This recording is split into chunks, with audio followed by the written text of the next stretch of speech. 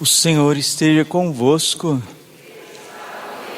Proclamação do Evangelho de Jesus Cristo segundo Mateus. Naquele tempo, Jesus tomou consigo Pedro, Tiago e João, seu irmão, e os levou a um lugar à parte, sobre uma alta montanha, e foi transfigurado diante deles. O seu rosto brilhou como o sol, e as suas roupas ficaram brancas como a luz. Nisto apareceram-lhes Moisés e Elias, conversando com Jesus. Então Pedro tomou a palavra e disse: Senhor, é bom ficarmos aqui. Se queres, vou fazer aqui 3 tendas, uma para ti, outra para Moisés e outra para Elias. Pedro ainda estava falando quando uma nuvem luminosa os cobriu com sua sombra. E da nuvem uma voz dizia: Este é o meu filho muito amado, no qual eu pus todo o meu agrado. Escutai-o. Quando ouviram isto, os discípulos ficaram muito assustados e caíram com o rosto em terra. Jesus se aproximou, tocou neles e disse: Levantai-vos e não tenhais medo. Os discípulos ergueram os olhos e não viram mais ninguém, a não ser somente Jesus. Quando desciam da montanha, Jesus ordenou-lhes: Não conteis a ninguém esta visão, até que o Filho do Homem tenha ressuscitado dos mortos. Palavra da salvação. Ave Maria, cheia de graça.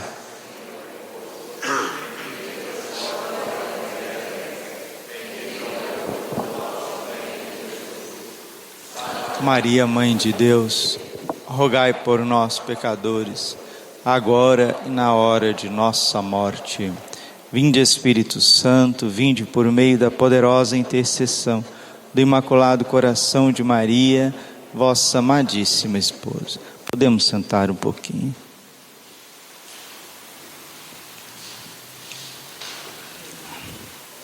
Jesus, manso e humilde de coração. Hoje a igreja celebra a festa da transfiguração. Transfigurar significa mudar de figura. Transfigurar, mudar de forma. São Leão Magno, ele disse que Nosso Senhor levou Pedro, Tiago e João para o Monte Tabor e se transfigurou diante deles, para que eles não se escandalizassem com a sua paixão. No Tabor, Nosso Senhor Jesus Cristo se transfigura. No Getsêmani, ele se desfigura. O que transfigura o Senhor não é nada de anormal. O místico italiano Dom Divo Barsotti, ele fala para nós justamente isso, né? Estranho na pessoa de Jesus não é ele ficar glorioso, cheio de luz, cheio de glória, reluzente, esplendoroso. Estranho na pessoa de Jesus é ele não ficar o tempo inteiro assim, porque Jesus é a segunda pessoa da Santíssima Trindade.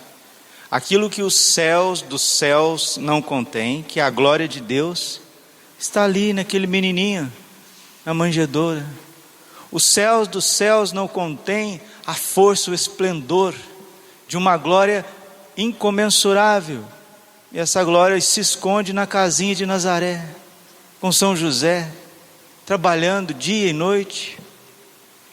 Aquilo que os anjos, como nós vimos na visão de Daniel, os anjos estupefatos diante desta imagem, que saía raios, fogo, vozes, anda normalmente ali à beira do mar da Galileia. Então, a pessoa de Jesus, Jesus Cristo, a pessoa dele, é a segunda pessoa da Santíssima Trindade. E quando Deus vem a este mundo na pessoa do seu Filho, conter essa glória, conter essa força, esse esplendor o tempo inteiro, isso é mais espantoso do que Jesus se manifestar no alto do Monte Tabor. Monte Tabor, na Terra Santa, é um dos mais altos que tem, talvez o mais alto. E por que Jesus leva ali Pedro, Tiago e João para o Tabor? Muitos são os motivos. Primeiro, para mostrar para Pedro, Tiago e João, que é a igreja, que eles não estão seguindo um homem qualquer, um rabi ali de Israel, um mestre, ou um profeta. Não, eles estão seguindo, eles estão ouvindo, eles estão sendo agraciados pelo próprio Deus. Todas as religiões, sem exceção, é um esforço do homem buscar a Deus. O cristianismo e o judaísmo, como a semente do cristianismo, é o contrário. É Deus que vem ao encontro do homem. Então, para ser um bom cristão, para ser um cristão que vai crescer dia após dia, nós temos que ter uma arte. E é Santa Teresinha que nos diz isso. Santa Teresinha nos ensina que a primeira missão nossa na igreja, na religião católica, deve ser cuidado por Deus, deixar ser cuidado por Deus. Nós temos muita dificuldade de deixar Deus nos transformar. Esses dias conversava com uma pessoa, a pessoa vinha buscar o auxílio da igreja, vem buscar um conselho, vem buscar perdão dos pecados, às vezes vem buscar o que tem de mais sublime, que é a participação na Santa Missa, o corpo e o sangue de Cristo. Mas às vezes as pessoas, elas buscam com Deus com um pouquinho mais de intensidade, para que seus problemas temporais, seus problemas do dia a dia sejam resolvidos.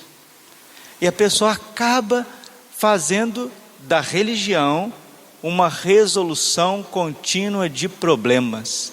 E não é essa a proposta, nem do Antigo Testamento e nem do Novo Testamento.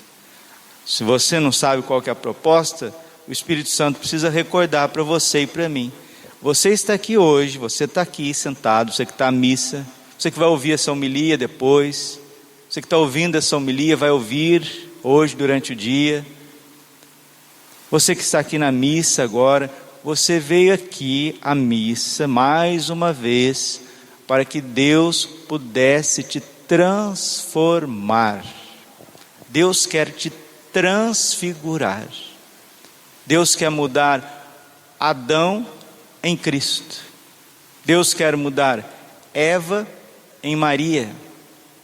Deus quer mudar um homem dissipado num São José, num José concentrado. É isso que Deus quer fazer com cada um de nós. Deus quer operar em nós um mistério da transfiguração. Agora, se o pano de fundo de eu ser católico são outras coisas que não isso, é lógico que não vai dar certo.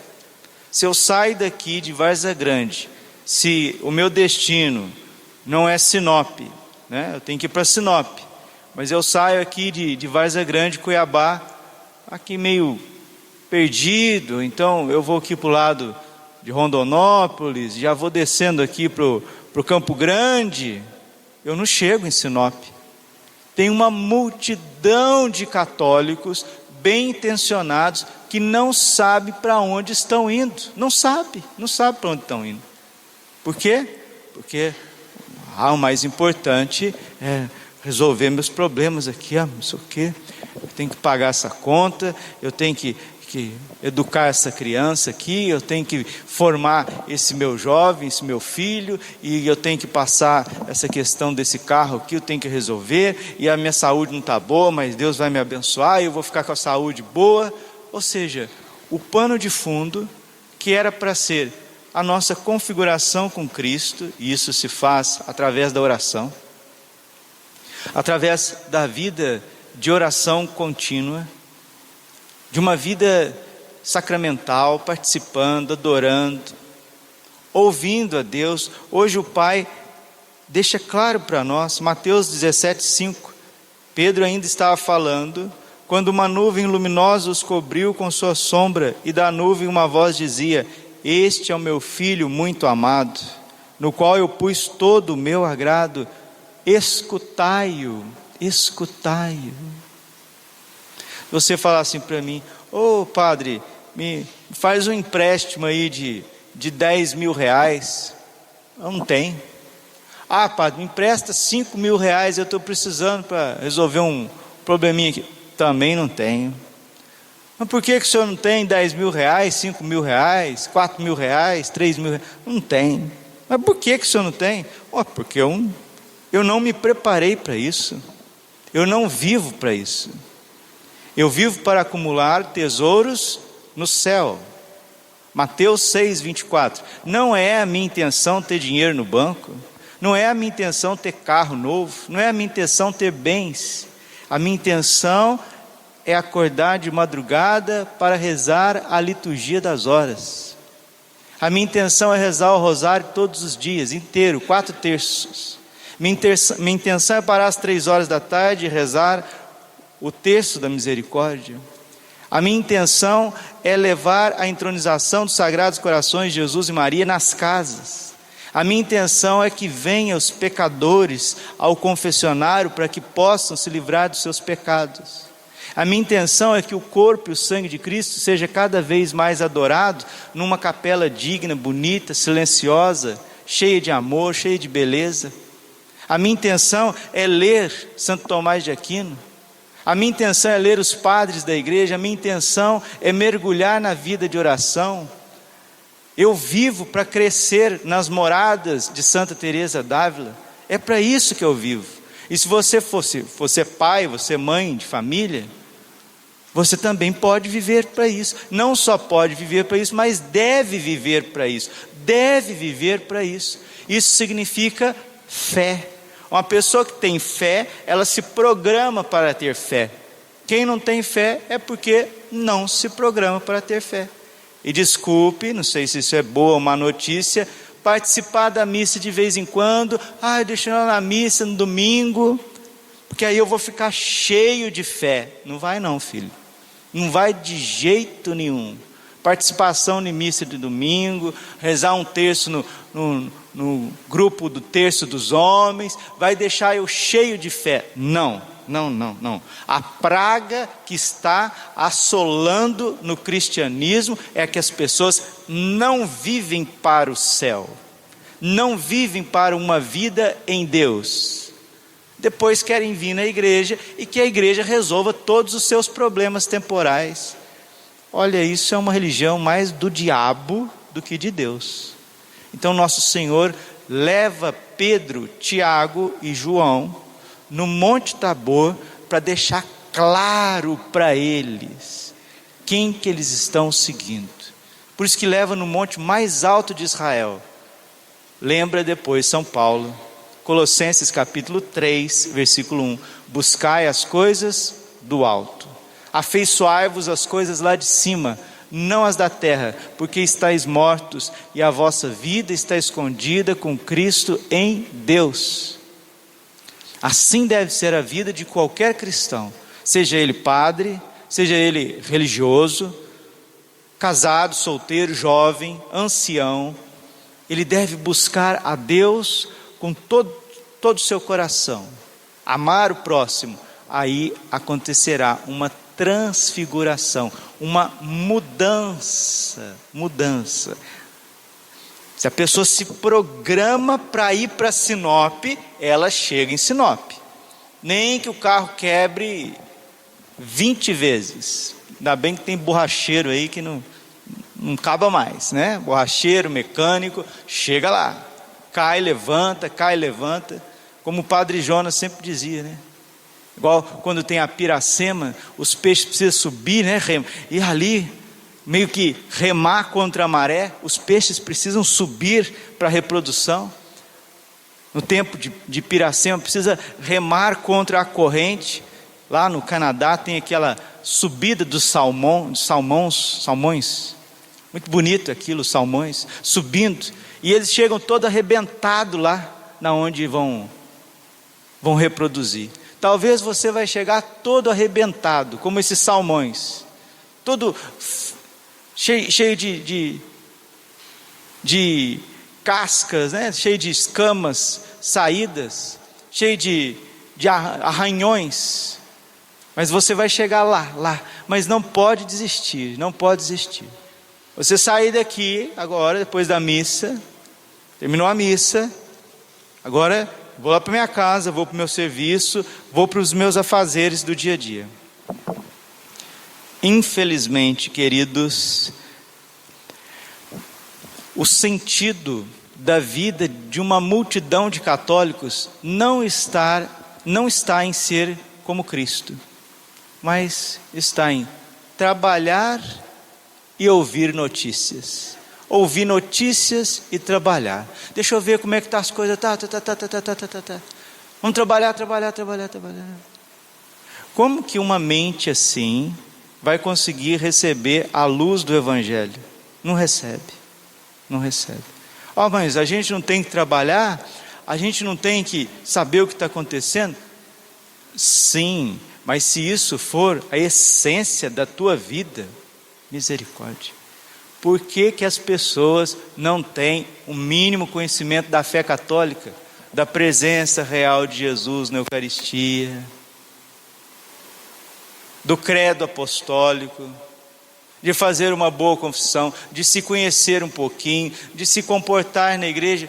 Porque estou falando dos bons católicos, não estou falando dos maus, daqueles que não procuram, aqueles lá coitadinhos. Olha, nós temos que rezar muito para que a misericórdia alcance, porque nem na missa de domingo não vem, não sei o que faz da vida. Mas e os bons católicos, aqueles que estão esforçando, estão na igreja, mas não estão transformados, mas não estão transfigurados? Por que que não estão? Por que que não estão nesse caminho, pelo menos? Porque a cabeça está cheia de preocupações terrenas, notícias, trabalho, notícia, trabalho. Daqui a pouco a pessoa começa a ficar impaciente. Da onde que vai tirar paciência? Da onde que vai tirar amor, carinho com a esposa, com o esposo, com os filhos? Da onde que vai tirar isso? Não para, não escuta, não redimensionou o caminho, está vivendo só para acumular coisas. É um coitado, é uma coitada. Infelizmente, não encontrou com Jesus ainda. Quem não encontrou com Jesus, não tem um novo norte na sua vida. Não tem. A pessoa vive para as coisas desta terra, e isso com o tempo nos desfigura, tira a nossa beleza, tira a alegria de ser de Deus, tira tudo. Jesus sobe ao Tabor para mostrar para Pedro, Tiago e João, para a igreja, para os cristãos, que Ele é Deus e Ele veio a essa terra para nos levar para o céu, E tudo o que acontecer agora é essa transformação. Tudo o que acontecer agora, todas as lutas, todos os sofrimentos, todas as quedas, as tentações, as provações, as adversidades, tem em vista desta transfiguração, dessa transformação total do nosso ser, para que um dia, um momento, na hora da nossa morte, nós estejamos cada vez mais parecido com Cristo. Cada vez mais parecido com Cristo. Vai chegar o momento da nossa morte, vai tocar lá o sino. Tom, chegou, badalou o relógio, tua vez, vem, fulano, ciclano, pode vir, chegou a tua hora. Não, mas eu estou com um monte de coisa aqui. A pessoa, sem ser assassino, sem ser prostituto, sem fazer parte do mensalão, sem ser um doido que está aí fazendo arruaça com a vida dos outros, mas sendo um católico médio, pai de família, mãe de família, um sacerdote, um religioso, está ali, né, pela metade, está todo fragmentado, porque não concentrou a sua única vida, a sua única existência nessa terra, para se configurar com Jesus, para ser transfigurado a Jesus. Confessemos bem para comungar bem. Se a pessoa não confessa, se nem confessar não confessa, meu Deus do céu, como é que vai receber o corpo e o sangue de Cristo? Parece que tem hora, por exemplo, não adianta, pode vir aqui o padre fulano, o padre ciclano, o padre beltrano, prega, fala, ensina, é a mesma coisa de malhar em ferro frio, porque a mente dessas pessoas, de muitos católicos, já está doente. A falta de recolhimento, a falta de uma vida de oração, a falta de elementos básicos da nossa sobrevivência no dia a dia, para ter um pouquinho de qualidade de vida, a hora que você for levar a semente do Evangelho, a pessoa não está apta, não consegue entender o Evangelho de Jesus.